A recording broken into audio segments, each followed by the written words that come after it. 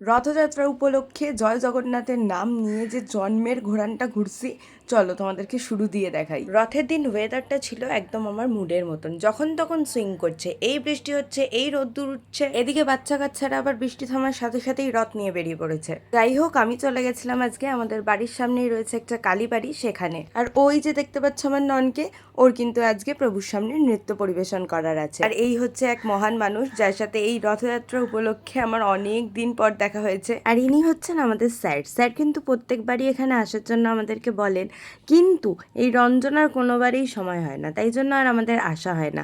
আমার বাড়ির একদম সামনেই কিন্তু এই কালীবাড়িটা, কিন্তু কোনো বছরই কিন্তু আমি এখানে আসিনি। এদিকে স্যার কিন্তু এখানে হেভি নাচানাচি শুরু করে দিয়েছেন। এদিকে চলছিল জগন্নাথ দেবের শৃঙ্গার। একটু একটু করে যত সময় যাচ্ছে তত লোকের ভিড় এখানে বাড়তে থাকছে। আর এরই মাঝে আকাশের দিকে চোখটা গেল আর দেখতে পেলাম রেনবো দেখতে দেখতেই শুরু হয়ে গেল আবার ঝমঝমিয়ে বৃষ্টি। আর এরই মাঝে এই মহান মানুষটিকে জাস্ট দেখুন, হঠাৎ করেই দেখলাম সায়ন ব্যাগের মধ্যে থেকে খুব ঘাটাঘাটি করে একটা টুপি বের করছে। তারপরে দেখলাম সেই টুপিটা পরার পরে বিভিন্ন অ্যাঙ্গেল থেকে রেনবোর ছবি তুলছে, কিন্তু কোনোভাবেই ও কোনো রকম শেডে দাঁড়ালো না। কেন, এটা আমি এখনো বুঝতে পারলাম না। বৃষ্টি থামার পরে ননের যে ডান্স ক্লাসের এখানে পারফরমেন্সটা ছিল সেটাই আমরা দেখছিলাম। ওনারা এখানে দশম অবতার পারফর্ম করছিল। এরই মধ্যে আমাদের মধ্যে উপস্থিত হয়েছে মৌসুমী মণ্ডল। ব্যাস, রথের দড়িতে টান দিয়ে জয় জগন্নাথ বলে বেরিয়ে পড়লো আমাদের রথ।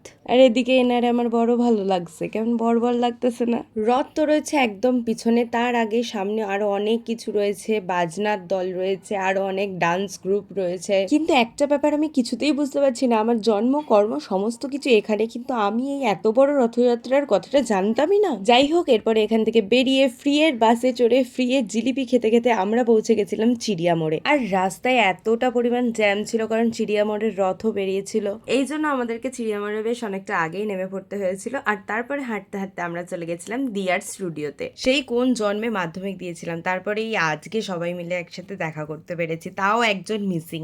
যাই হোক, এরপরে একটু চিড়িয়া মোড়ের মেলাটাকে ঘুরে দেখতে গেছিলাম, যেখানে ছিল জম্মের ভিড়। এদিকে আমি আর মৌসুমী ফেরার সময় পাচ্ছি না বাস, তাই জন্য আমাদেরকে শীতের মোড় পর্যন্ত হেঁটেই আসতে হয়েছিল। আজকে মোটামুটি যেখানেই যাচ্ছি, যেই রাস্তাতেই যাচ্ছি, জন্মের জ্যাম আর ভিড় পাচ্ছি। টবিন রোড থেকে ডাক্তার বাগান আসতে গিয়ে আমরা বুড়ো হয়ে গেছিলাম। সারা দিন এত ঘুরেছি, কিন্তু সব জায়গায় এত ভিড় পেয়েছি যে কোথাও আমি একটু শান্তি মতন সাবুর পাপড় আর জিলিপি খেতে পারিনি। এই জন্যই এসেছিলাম মৌসুমীর বাড়িতে খেতে। সব মিটিয়ে 11টার সময় চললাম বাড়ি।